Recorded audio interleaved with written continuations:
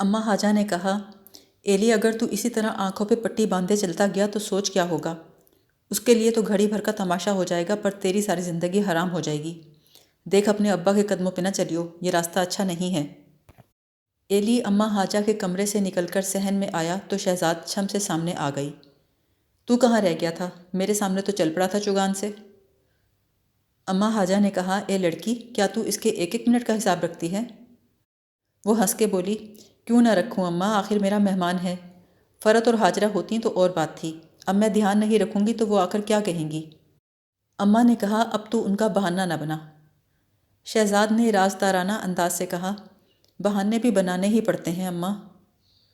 High ری، یہ کیا کہہ رہی ہے تو؟ اماں حاجہ نے انگلی دانتوں میں دبا لی۔ تیری یہ باتیں لے ڈوبیں گی محلے والوں کو۔ وہ ہنسنے لگی، فی الحال تو مجھے ہی لے ڈوب رہی ہے۔ ایلی اب چل بھی، چائے ٹھنڈی ہو رہی ہے، پھر سے کون بنائے گا تیرے لیے؟ جب وہ سیڑھیاں چڑھنے لگے تو ایلی نے شہزاد کا پلو پکڑ لیا۔ ذرا بات سنو۔ شہزاد کہہ لگاتی سیڑھیاں چڑھ گئی، اس کا دوپٹہ ایلی کے ہاتھ میں رہ گیا۔ اوپر جا کر وہ چلائی، اب آؤ گے بھی یا دو مردوں کو بلاؤں تمہیں اٹھانے کے لیے؟ اس کی آواز سن کر رابعہ اپنے کمرے سے نکل آئی۔ کس کو اٹھوانا ہے مردوں سے؟ کس سے باتیں کر رہی ہو؟ تمہارا ہی بھائی بند ہے، اوپر چڑھنے کا نام نہیں لے رہا۔ اور تمہارا دوپٹہ کیا ہوا؟ پوچھو اسی سے، اس کا کیا اعتبار؟ آج میرا دوپٹہ اتار لیا، کل نہ جانے زیور اتارنے کے لیے کان میں روڑ لے۔ ایلی نے اوپر آ کر رابعہ سے کہا، سلام کہتا ہوں۔ تو ہے ایلی؟ میں سمجھی نہ جانے کس سے کشتی لڑ رہی ہے یہ۔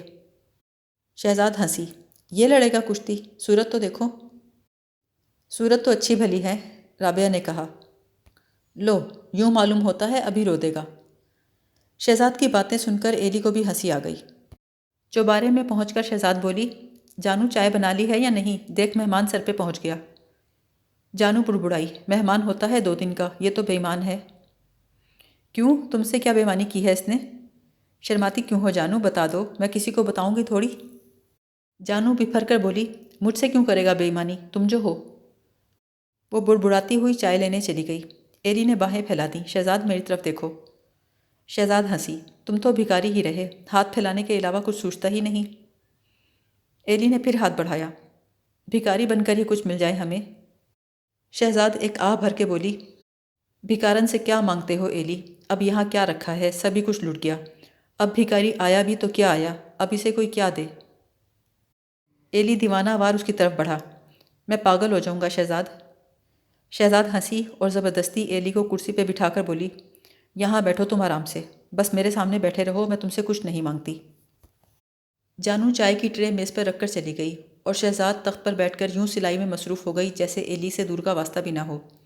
ایلی پاگلوں کی طرح اسی کو تکے جا رہا تھا، اس کی چھوٹی سی چھوٹی حرکت پہ نثار ہو رہا تھا۔ جانو باہر صحن میں بیٹھی کچھ دیر تو دیکھتی رہی، آخر اس سے رہا نہ گیا، وہیں سے بولی، اے لڑکے، کیا ہو گیا تجھے، ہوش میں آ۔ شہزاد مشین پر سے سر اٹھائے بغیر بولی، بیکار ہے جانو، پاگل ہوش میں نہیں آیا کرتے۔ جانو نے کہا، تو نے ہی کیا ہے اسے پاگل۔ شہزاد بولی، میں کیا پاگل کروں گی، میں تو اپنے میاں کو پاگل نہ کر سکی۔ وہ تو پہلے ہی پاگل تھا، اس کی کیا بات؟ یہ بھی پہلے ہی سے پاگل ہے۔ توبہ، تجھ سے کون بات کرے؟ جانو اٹھ کر نیچے چلی گئی۔ جانو کے جانے کے بعد شہزاد نے کہا، ایسے کیوں گھور رہے تھے؟ کیا تم نے مجھے بدنام کرنے کی ٹھان رکھی ہے؟ یہاں تو پہلے ہی محلے والیاں بات بات پر تمہارے تانے دیتی ہیں، جلی کٹی سناتی ہیں ہر وقت۔ تم نے تو مجھے یہاں رہنے کے قابل نہیں چھوڑا ایلی۔ ایلی کو اپنی غلطی کا احساس ہوا، کہنے لگا، میں واقعی بہت برا ہوں۔ شہزاد بولی، لیکن نہ جانے مجھے کیوں اچھا لگتا ہے تو، میرا جی چاہتا ہے تجھے سامنے بٹھائے رکھوں۔ تیری خاطر میں ان کے ساتھ بھی نہیں گئی، اتنی منتیں کی انہوں نے میری، میرا جی ہی نہیں چاہا، میں نے سوچا چلی گئی تو پھر نہ جانے کب ملاقات ہوگی، اور تو نے آنے میں اتنے دن لگا دیے، انتظار کرتے کرتے آنکھیں بھی تھک گئیں۔ شہزاد کی آنکھیں چھلک رہی تھیں، آواز بھرائی ہوئی تھی، نہ جانے کیا ہو گیا ایلی، میں تو انجانے میں ماری گئی۔ ایلی لپک کر اس کے قریب آیا، شہزاد۔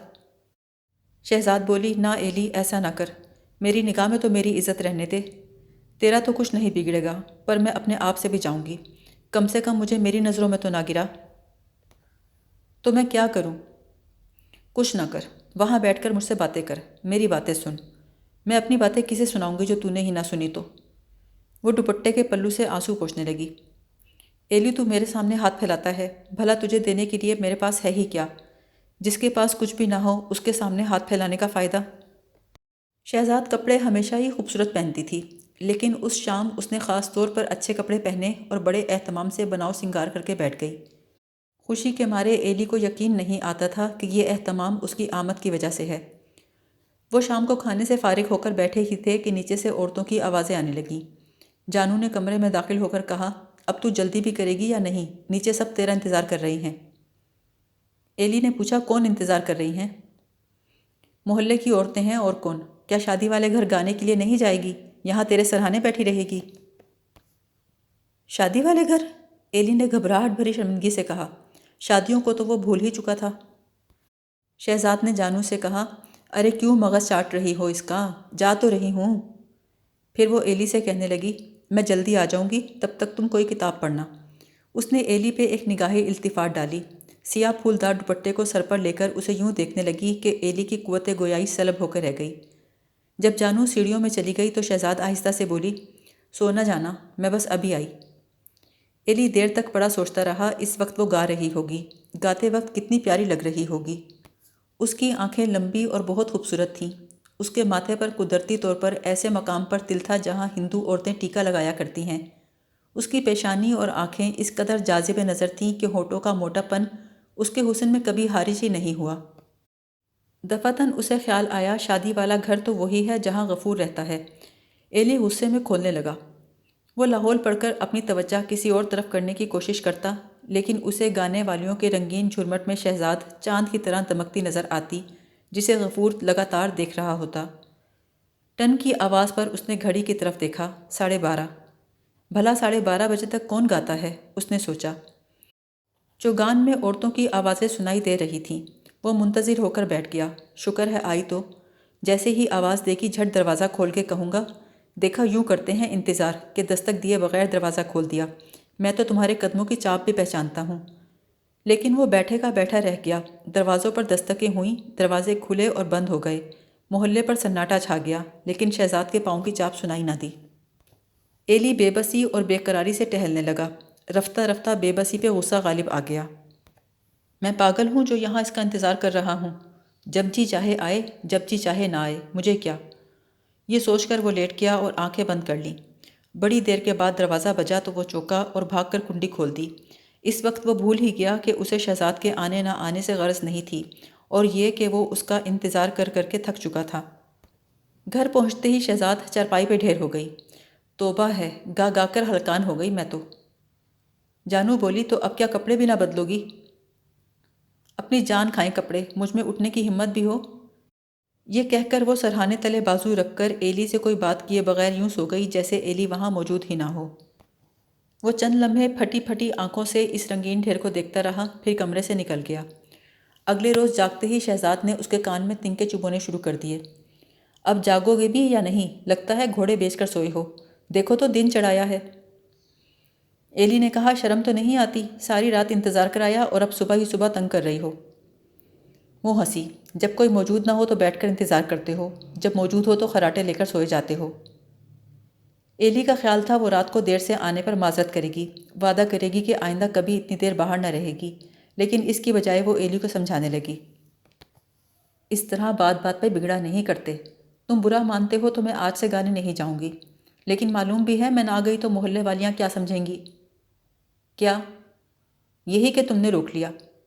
دیکھو نا، شادی والے گھر میں گانا گانے جانا ہی پڑتا ہے، اور گانا کوئی بری چیز تو نہیں، دل لگا رہتا ہے، ہم بھی 2 گھڑی کو جی لیتے ہیں، لیکن اگر تم برا مانتے ہو تو نہ صحیح۔ جب وہ ایلی کو سمجھا رہی تھی، عین اسی وقت ڈیوڑی سے نائن کی آواز آئی، بی بی حسن دین کے گھر سے بلاوا آیا ہے، آ کر بری کی چیزیں دیکھ لو۔ شہزاد کی آنکھوں میں چمک سی لہرائی، اس کے گرد و پیش دھندلا کے رہ گئے، اس کے لیے ایلی کا وجود بے معنی ہو گیا، اس سے کیے ہوئے وعدے فراموش ہو گئے۔ وہ لپک کر اٹھی اور آئینے کے سامنے سنگار میں مصروف ہو گئی۔ ایلی حیرت سے اسے دیکھنے لگا، آخر وہ اس کے قریب جا کھڑا ہوا۔ تم جا رہی ہو؟ شہزاد خالی خالی نگاہوں سے ایلی کی طرف دیکھنے لگی۔ کچھ کہہ رہے ہو تم؟ ایلی کا منہ غصے میں لال ہو گیا، لیکن شہزاد نے کوئی توجہ نہ دی۔ اس نے ٹرنک سے اپنا محبوب سوٹ نکالا اور غسل خانے میں چلی گئی، پھر جلدی جلدی تیار ہو کر سیڑھیوں کی طرف بڑھی اور وہیں سے چلائی، جانو تو ہنڈیا چڑھا دینا، میں ابھی لوٹ آؤں گی۔ شہزاد کے جانے کے بعد ایلی غصے میں کھولنے لگا۔ اسے سمجھ نہ آتا تھا شہزاد کو بیٹھے بٹھائے ہو کیا جاتا ہے۔ کہاں وہ محبت بھری باتیں کرنے والی شہزاد جو محلے میں اس کی تلاش میں سرگرداں پھرتی تھی، کہاں یہ شہزاد جسے اس بات کی پرواہ ہی نہیں تھی۔ اسے سمجھ نہ آتا تھا ان دونوں میں سے اصلی شہزاد کون سی ہے۔ جب غصہ کم نہ ہوا تو وہ جانو سے بولا، میں ذرا باہر جا رہا ہوں۔ جانو بولی، ہاں اب تو یہاں کیوں بیٹھنے لگا؟ جا کر بری دیکھ۔ لوگ بری دیکھیں گے تو اسے دیکھے گا۔ پھر جانو اس کے پاس آئی اور دونوں ہاتھوں سے اس کا منہ پکڑ کے اپنی طرف کیا اور بولی، ماں واری جائے میرے بچے، کیوں اپنی جان ہلکان کر رہا ہے تو؟ کس چیز کی کمی ہے تجھے؟ جیسی چاہے گا ویسی مل جائے گی۔ یہاں سے کیا حاصل ہوگا تجھے؟ کیوں اپنا ایمان گنوا رہا ہے؟ ایلی اسے جواب دیے بغیر زینہ اتر گیا، لیکن چوگان میں پہنچ کر اس نے محسوس کیا جیسے وہ کسی خلا میں گھوم رہا ہے۔ رضا کی نظر اس پہ پڑی تو لاٹھی ٹیکتا اس کے پاس آیا۔ تجھے کیا ہوا ایلی؟ ایسے کھڑا ہے جیسے تیرا کچھ کھو گیا ہو۔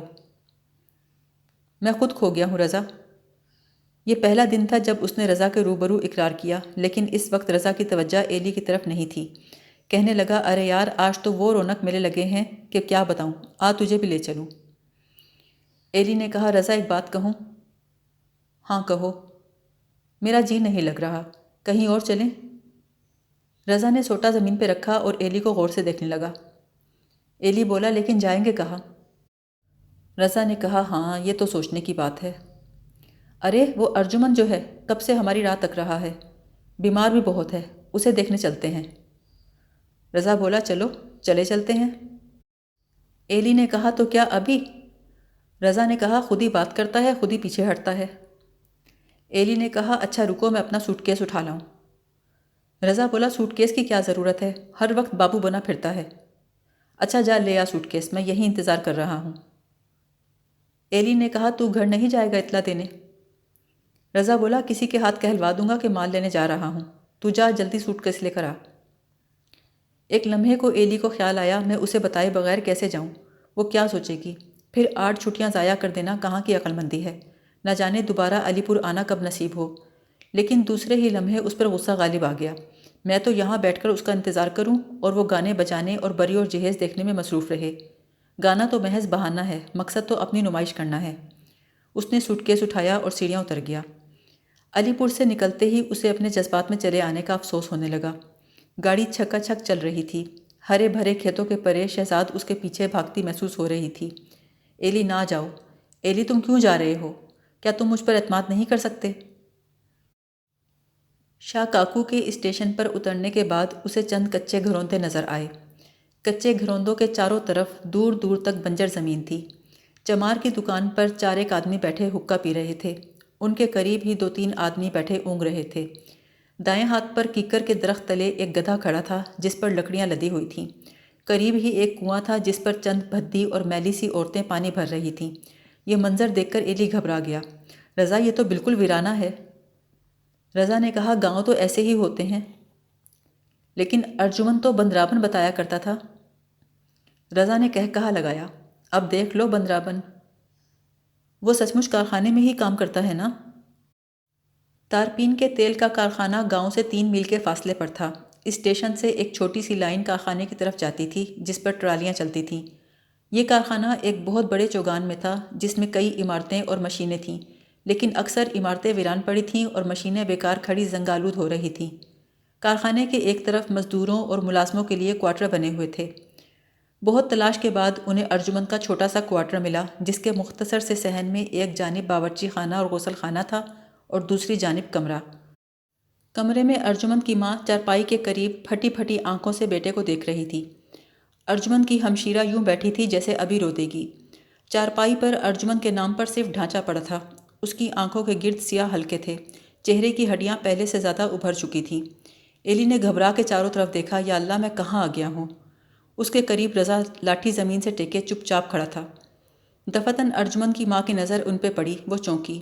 اس نے مسکرانے کی کوشش کی لیکن اس کی ہچکی نکل گئی۔ وہ بھررائی ہوئی آواز میں بولی، اسے تو اپنی سدھ بھی نہیں رہی، آنکھیں بند کیے پڑا رہتا ہے، نہ خود بات کرتا ہے نہ کسی کی بات سنتا ہے۔ وہ دونوں چپ چاپ بیٹھ گئے اور نہ جانے کتنی دیر یوں ہی بیٹھے رہے۔ رضا نے اپنا سر گھٹنوں میں دے رکھا تھا۔ ایلی غور سے ارجمن کو دیکھ رہا تھا۔ پھر اس کی نگاہ ارجمن کے سرہانے رکھی میز پر پڑی۔ میز کے اوپر ایک کاپی رکھی تھی جس پر خشک حروف میں اینکر اینڈی ماباؤں لکھا تھا۔ کاپی کے قریب ایک بانسری رکھی تھی اور سستی خوشبوؤں کی چند شیشیاں پڑی تھیں۔ اپنی اینکر اینڈی، پریم سندیس اور پریم ٹونے سے بے نیاز گوکل کا کنیا اس وقت یوں آنکھیں بند کیے پڑا تھا جیسے حرکت کی سکت نہ ہو۔ اس منظر کو دیکھ کر ایلی کا جی چاہا کہ چیخیں مار مار کے روئے۔ دفعتاً ارجمن کو سوئے سوئے کھانسی کا دورہ پڑ گیا۔ اس کا جسم بری طرح لرزنے لگا، سینے میں دھونکنی سی چلنے لگی۔ ماں نے بڑھ کر اسے تھام لیا۔ بہن نے پیالہ اٹھا کر اس کے قریب کیا تاکہ تھوکنے میں دقت نہ ہو۔ ہڈیوں کا ڈھانچہ دیر تک ہلتا رہا، پھر اس کے منہ سے خون کی پچکاری سی چل گئی۔ اس کا منہ صاف کر کے ماں نے اسے لٹا دیا۔ اس کی آنکھیں کھلی تھیں مگر دیکھنے کی سکت نہ تھی۔ ماں نے کہا، دیکھ ارجمن، تیرے دوست آئے ہیں، مگر وہ جو کا تو پڑا رہا۔ ایلی نے پاس جا کر کہا، ارجمن میں ہوں ایلی، اور رضا بھی آیا ہے۔ ارجمن کی نگاہ میں ایک شناسائی کی لہر نظر آئی۔ اس نے گردن موڑنے کی کوشش کی لیکن بے بسی محسوس کر کے اس کی آنکھیں پرنم ہو گئیں۔ ایلی نے کہا، یہ کیا حال بنا لیا ہے؟ ارجمن نے مشکل سے اپنا ہاتھ اٹھایا اور اشارے سے کہا، ٹھیک ہوں۔ ایلی بولا، جلدی صحت یاب ہونا۔ ارجمن مسکرا دیا۔ رضا اور ایلی نے 2 روز وہیں قیام کیا۔ پہلے دن تو ارجمن کی طبیعت اتنی خراب تھی کہ وہ بات بھی نہ کر سکا۔ اگلے روز ذرا بہتر ہوئی تو اس نے پوچھا، اچھے تو ہو تم لوگ؟ ایلی نے کہا، تم اپنی بات کرو، یہ کیا حال بنا لیا ہے؟ وہ بولا، میں تو مزے میں ہوں، لیکن تم بہت دیر سے آئے، اب تمہیں بندراون کون دکھائے گا؟ رضا نے کہا، ارے ارجمن، یہ کیا ڈھونگ رچا رکھا ہے؟ ارجمن نے مسکرانے کی کوشش کی اور کہا، کپ کیپ کی سناؤ، مری تو نہیں جا رہی میرے فراق میں؟ رضا نے کہا، تو ابھی بھی شرارت سے باز نہ آئے گا؟ ارجمن نے کہا، نہیں، اور وہاں جا کر بھی یہی کروں گا۔ وہاں کہاں؟ وہیں جہاں ایک روز سب نے جانا ہے، بڑا سا مزار بنے گا اپن کا۔ رضا نے کہا، بکواس نہ کر ارجمن۔ وہ دیر تک اسی طرح بیٹھے باتیں کرتے رہے، پھر رضا بولا، اچھا اب ہم جاتے ہیں، پیچھے دکان اکیلی پڑی ہے۔ ایلی نے بھی کہا، ہاں ارجمن، اب ہمیں اجازت دو۔ رضا اور ایلی جب اس سے مصافحہ کر کے جانے لگے تو ارجمن کی آنکھوں سے ایک آنسو ڈھلک کر رخسار پر بہہ گیا۔ ایلی نے پیار سے کہا، دل برا نہ کرو ارجی، ہم پھر ملیں گے۔ ارجمن کی آنکھوں میں مایوسی تھی، بے بسی بھری مایوسی۔ اسے خدا حافظ کہہ کر وہ دونوں باہر نکل آئے۔ ان کے قدم من بھر وزنی ہو رہے تھے۔ وہ خاموشی سے چلنے لگے۔ ایلی کو ارجمن کا بڑا بھائی اکرم یاد آ گیا۔ جن دنوں ایلی 8ویں 9ویں جماعت میں پڑھتا تھا، تب اکرم محلے کے بڑے لڑکوں کے ساتھ میدان میں کرکٹ کھیلا کرتا تھا۔ بھری جوانی میں وہ دکھ کا شکار ہوا اور دیکھتے ہی دیکھتے ختم ہو گیا۔ وہ دونوں خاموشی سے چل رہے تھے۔ فضا بوجھل تھی، یوں محسوس ہوتا تھا ہر طرف اداسی کے ڈھیر لگے ہوں۔ کارخانے کے احاطے سے نکل کر گاؤں کے قریب پہنچے تو رضا بولا، میں ذرا پانی پی لوں ایلی؟ کنویں پر عورتیں پانی بھر رہی تھیں۔ رضا نے کہا، بہن ذرا پانی تو پلانا۔ پانی پی کر وہ دونوں ایک طرف بیٹھ گئے۔ کنویں پر عورتیں انہی کے متعلق باتیں کر رہی تھیں۔ ایک نے پوچھا، کون ہے یہ دونوں؟ دوسری نے کہا، کارخانے میں جو دبلا پتلا سا بابو ہے اس کے مہمان ہیں۔ پہلی نے کہا، اچھا وہ سودائی، سنا ہے بہت بیمار ہے، دکھ کا روگ لگ گیا ہے بیچارے کو۔ دوسری نے کہا، تیری طرف دیکھ کر کیسے آنکھیں مٹکایا کرتا تھا، منڈلی پکڑ کر ہونٹوں سے یوں لگاتا تھا جیسے بڑا کلاکار ہو، پر بین تو خاک بھی نہ بچتی تھی اس سے۔ ایلی اور رضا اٹھ کھڑے ہوئے اور اسٹیشن کی جانب چل پڑے۔ کافی دیر تک وہ دونوں اس ویران اسٹیشن کے بینچ پر بیٹھے گاڑی کا انتظار کرتے رہے۔ گھنٹی کی آواز آئی تو چونکے۔ رضا بولا، میں ٹکٹ لے کر آتا ہوں۔ ایلی نے کہا، صرف ایک لانا۔ رضا نے کہا، کیوں، کیا تم یہیں بیٹھو گے؟ نہیں، میں لاہور جاؤں گا۔ لیکن ایلی، محلے میں شادیاں ہیں۔ ہونے دو رضا۔ اور وہ کون؟ کیا جاتے ہوئے اسے نہ ملو گے؟ کیا فرق پڑتا ہے؟ لیکن تمہاری تو ابھی چھٹیاں بھی باقی ہیں۔ اب تو چھٹی ہی چھٹی ہے۔ جب گاڑی آ گئی تو رضا نے ایک بار پھر ایلی کی منت کی، ایلی چلو نا میرے ساتھ، میں اسے کیا جواب دوں گا؟ جو جی چاہے کہہ دینا۔ وہ مجھ سے ناراض ہوگی۔ مجھ سے کون سا خوش ہے وہ؟ ایلی سوچے سمجھے بغیر بات کیے جا رہا تھا۔ وہ بھول چکا تھا کہ رضا سے شہزاد کے متعلق بات کر رہا ہے۔ پہنچ کر وہ اپنے کمرے کی چارپائی پہ چپ چاپ لیٹ گیا۔ نیا بورڈنگ ابھی خالی پڑا تھا۔ بیشتر لڑکے اپنے گھروں کو گئے ہوئے تھے۔ چند ایک نوکر موجود تھے، وہ بھی یوں پھر رہے تھے جیسے کسی قلعے کے اندر بھوت۔ پھر آہستہ آہستہ ہاسٹل میں حرکت پیدا ہوئی۔ جب سے ایلی ارجمن سے مل کر آیا تھا، اس کی نگاہ میں شہزاد کی تمام رنگینیاں عبث ہو کر رہ گئی تھیں۔ پھر بھی اگر اس پر شہزاد کی یاد طاری ہوتی تو وہ کمرے میں گھس کر چارپائی پہ لیٹ جاتا اور بیتی ہوئی باتوں کو از سر نو یاد کرنے لگتا اور خود کو یقین دلانے کی کوشش کرتا کہ شہزاد کی بے پرواہی کے سبب اب اسے بھی شہزاد سے دلچسپی نہیں رہی۔ لیکن دل ہی دل میں اسے خود پہ غصہ آتا۔ اگر شہزاد اس کی طرف سے اس حد تک بے پرواہ ہو سکتی ہے تو آخر وہ کیوں اس سے بے نیاز نہیں ہو سکتا؟ جب اس طرح بھی جینا بہلتا تو سنیما جا کر فلم دیکھنے بیٹھ جاتا۔ آخر اپنے دکھ کی کسک سے خلاصی پانے کے لیے وہ ہاسٹل کے لڑکوں کی طرف متوجہ ہو گیا۔